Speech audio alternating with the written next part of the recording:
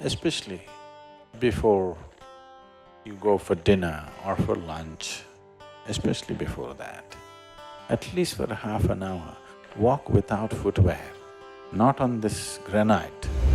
Those of you who have very unstable bodies, that is, you tend to fall sick very easily and, constantly those kind of things. If you just get off your cot and sleep on the floor, maybe 18 inches away you are, just get 18 inches closer, you will see it'll make a big difference in terms of reorganizing the system. I would say 80% of your health depends on this, how much you're in tune with the earth. 80%. Is there additional physical and spiritual benefits of walking barefoot on Amavasya and Shivaratri days?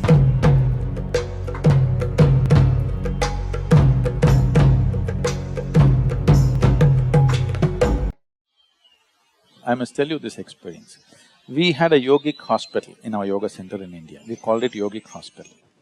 We did not want it to grow too much because we don't want to turn into a hospital full-time, we are a spiritual center so we're keeping it low-key. Once when I came here, I spoke and a few doctors, American doctors who were interested, they traveled to India. They came and stayed there for 3 days and after 3 days, one of the volunteers came and told me all the American doctors are up in arms, they want to leave. I said, what happened? They said, it's best that you meet them, they're just off. Then I said, okay, and I went to meet them. Then I said, what's the problem? They said, you said there is a hospital. Where is a hospital? There is no hospital here. I said, right now there are about 60 and odd patients. I said, where is it? Their idea of a hospital is that there must be beds, you must treat sick well, and everybody should be… If you treat them so well, they will not want to become healthy. Where are the patients? I said, they're all in the garden, I put them to work. We give them the treatment and therapies and medication, but rest of the time I put them to work. Whatever they can do, they must do. Above all, they must sit and work barefoot and bare hands with the soil. Just being in touch with the planet, because you're just a drop of this planet, you're forgetting that. What you call as my body is just a piece of the planet, isn't it? If you lose connection with the source, will you not get disorganized? Fitness and well-being does not mean walking on a treadmill, having bulging muscles like that. No. To strengthen the integrity of elements in our system is very important. So is there some way to do it? Yes, there are specific methods with which we can do. One simple way right now is work with the earth and water and plants and stay outdoors. That itself will do something.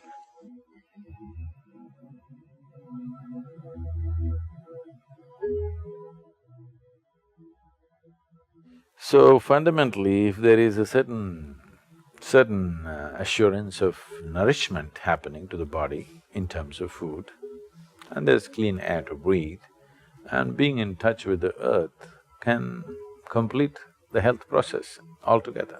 So if you can't be in tune with that, if you're a very affluent and fashionable, you can have a mud bath, that's another way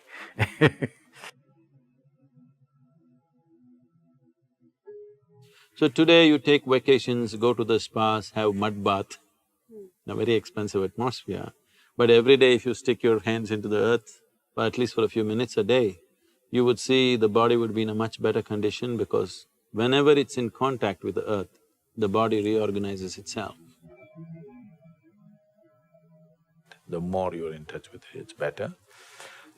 All of you can't turn into farmers now, and maybe you're living on the 12th floor and you can't be a gardener either. So at least being in touch with the earth, palms and soles are very sensitive to this. If your hands and your bare feet in contact with the earth, it'll make a difference. Or at least you do your… I don't recommend this, but if you are doing your afternoon siesta, do it under a tree with your spine in contact with the earth, things will happen very well. Or to be in a natural pool of water which is in the earth, like a lake or a river or an ocean, will do tremendous things to the system. You know, the grounding, you know, the electricity groundings we do, is it called grounding here? What do you call it? Earthing. It's called earthing or grounding, you know, it's called earthing actually. So, when you earth the electrical connections, one thing is to keep it wet, because if it is wet, it gets conducted better. So, this is why in all the Indian temples, why do you think people are making their bodies wet and lying down on the floor in prostration? Is just this, not just earthing, that special earth which is energized earth around. So, you want the entire body to be in touch with the thing. So, men go bare-bodied, at least their upper body is bare. Women go with wet clothes so that that contact is there. This contact with nature, whether it's earth or air or water, is most important. If that is not there, the body will slowly lose its integrity, it'll lose its stability, it loses its many abilities that it is capable of. It may still survive, it may not die tomorrow morning, but it loses its variety of capabilities that it has come with. The many possibilities, the array of possibilities that human system carries is lost as you lose contact with the natural element. Especially before you go for dinner or for lunch, especially before that, at least for half an hour, walk without footwear, not on this granite, either in the grass or in the mud outside. You will see body being in touch with the earth. When you eat the food that you eat, the way it integrates it is very different. Digestion will anyway happen, but how much you can integrate into the system depends on how much you're in tune with the earth. So, even half an hour, if you walk without shoes or footwear, and the body remains in touch with the earth, you will see the elements will function with little more integrity than the way it is right now. Walking and playing barefoot is really coming into vogue. The yogic systems have always recommended this, and now science is getting there too.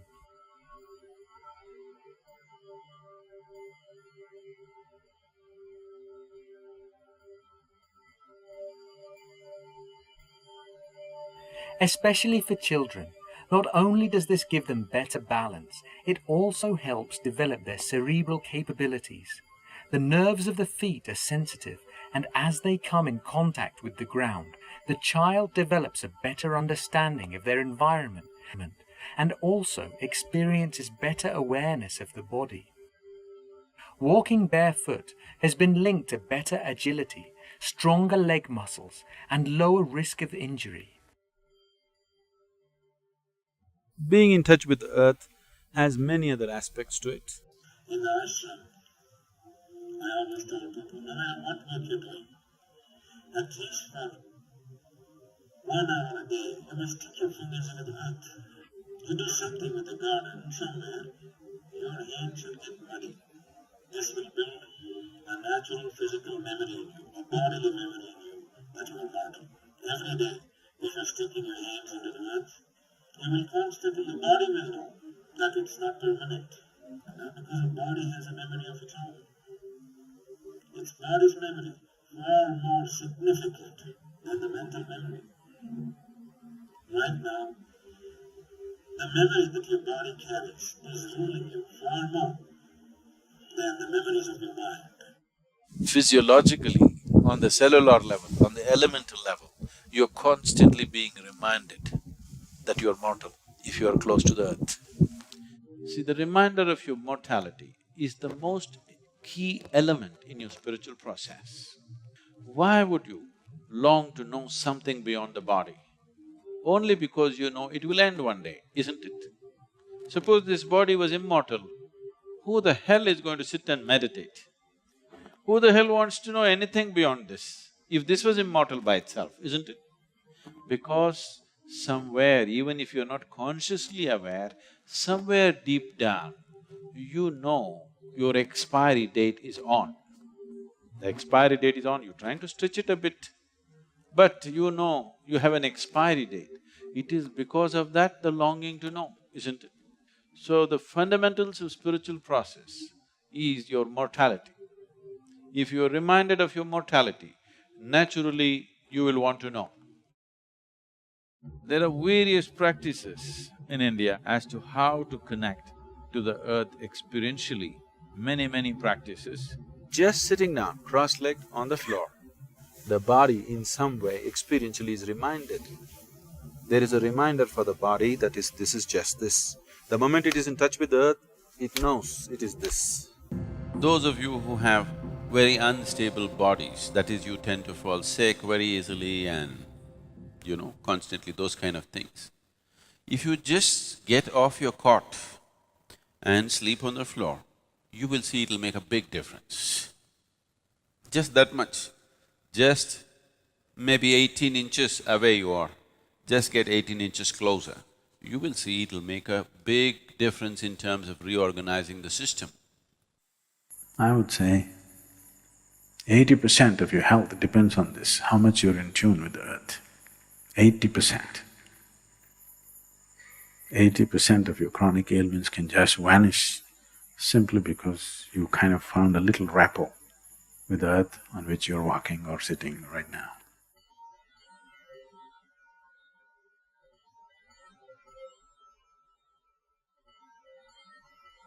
One simple practice that all of you can start is the Bhuta Shuddhi, if you have the time and the necessary focus to do it.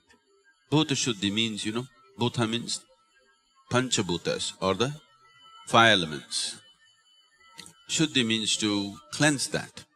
Whether it is the physical body or the larger body of the creation itself, essentially is made of five elements of earth, water, fire, air, space. What you call as myself is just a mischief of these five elements. If you know how to organize these five elements properly, if you know how to keep these five elements within yourself, then there is nothing more to life in terms of health, well-being, perception, knowing, everything, enlightenment. Everything is handled if only you know how to keep these five elements properly. This elemental play happens in a different way when it's in touch with the earth. Every time I hear this, particularly when I'm in United States, I still can't come to terms with it. People calling earth as dirt. Maybe it's just another word, but in our mind, dirt means… What is dirt for you? Huh? Trash, isn't it? Dirt is trash, isn't it? Yes or no?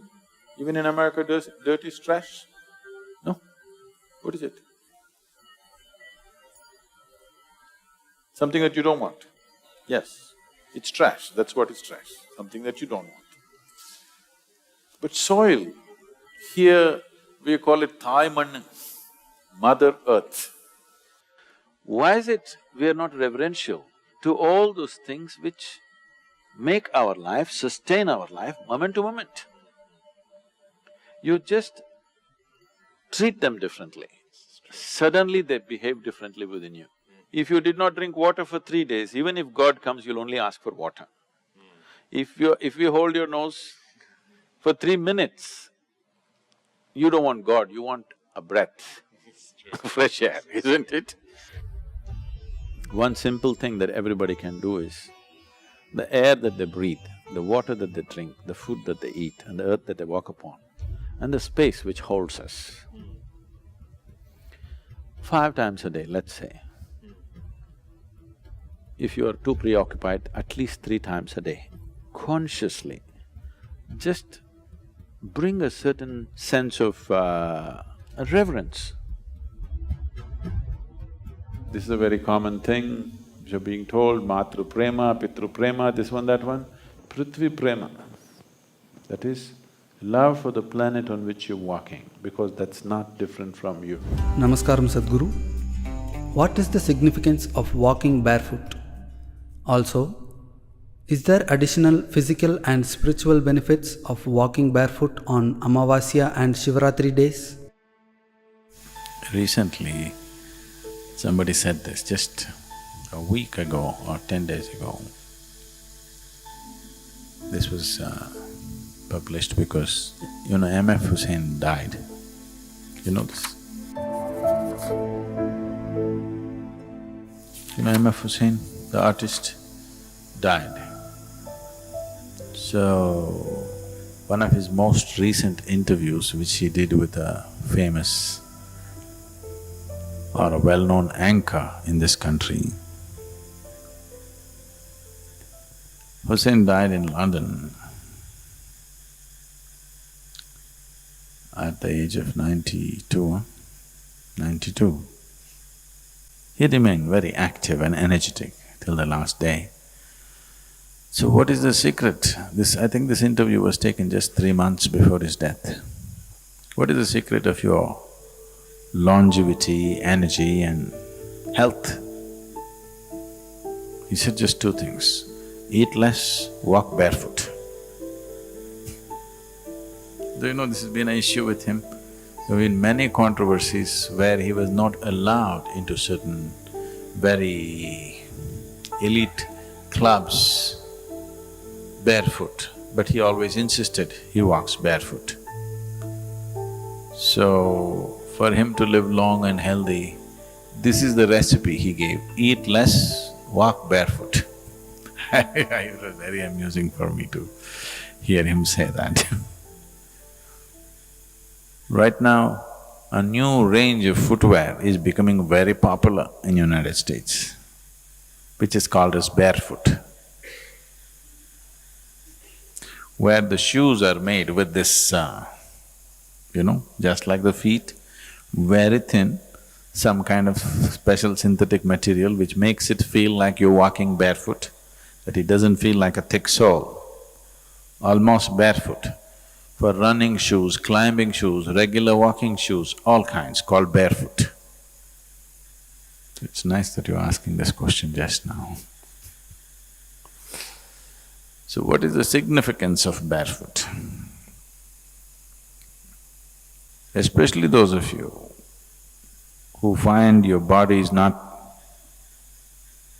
integrated enough, constantly it's troubling you, such people should walk barefoot.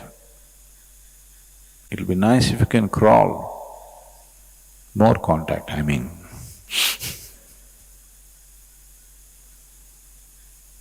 This is why you prostrate. What do you think is the purpose of taking a dip in the temple pond and going and prostrating inside, that everything in your body comes in touch? This is what Sashtang means, that the key points in your body must be in touch with the earth. For one who is on a spiritual sadhana, particularly on those days, Shivaratri, Amavasya and the next day after that, those 3 days, what is available on the planet is phenomenal. And it's also a reminder for you to intensify your sadhana on that day, not missing the opportunity of what is there. So on that day, walking barefoot. Every day there is benefit, but on those days there is a particular kind of benefit, which is not only for physical health, but also for spiritual well-being, also for creating the necessary momentum in the system for an upward movement. You can't cut off your legs, so just the shoes for those 3 days. It'll be good to do that. Here are a few interesting facts about M.F. Hussain, prominent Indian painter. Maqbul Fida Hussain, widely known as M.F. Hussain, was one of the most celebrated and prolific artists in India, often called the Picasso of India. His work was characterized by bold lines, vibrant colors, and a unique style that blended traditional Indian themes with modernist techniques. Hussain was a founding member of the Bombay Progressive Artists Group, established in 1947, which aimed to foster a new approach to Indian art free from colonial influences and traditional constraints. Controversial art. Hussein's art often courted controversy, particularly his series of paintings depicting Hindu goddesses in the nude or semi-nude. Works such as Bharat Mata and Mother India attracted significant backlash from conservative groups, leading to numerous lawsuits and public protests. Despite these controversies, Hussain remained committed to his artistic vision, using his work to challenge social norms and provoke dialogue about religion, culture, and identity. Self-taught artist.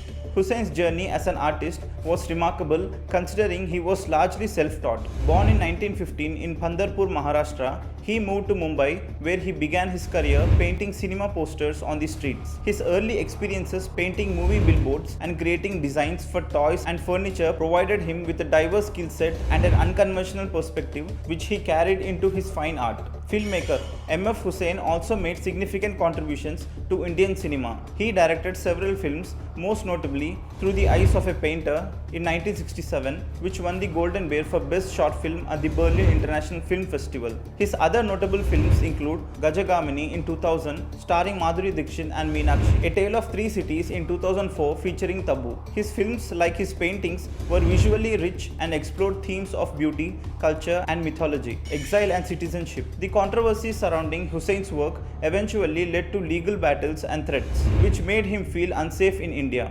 In 2006, he chose to live in self-imposed exile, moving between Dubai and London. In 2010, he accepted Qatari citizenship, which led to him renouncing his Indian citizenship. Despite the pain of leaving his homeland, Hussain continued to create art until his death in 2011 at the age of 95. His legacy as a pioneer of modern Indian art remains undiminished. Walking barefoot. One of the Hussein's most distinctive personal habits was his preference for walking barefoot. He often said that walking without shoes helped him connect more deeply with the earth and his surroundings. This habit became a part of his public persona and was reflective of his philosophy of simplicity and authenticity. Whether in his studio, at public events, or even while traveling, Hussain was frequently seen without footwear, adding to his enigmatic and unconventional image.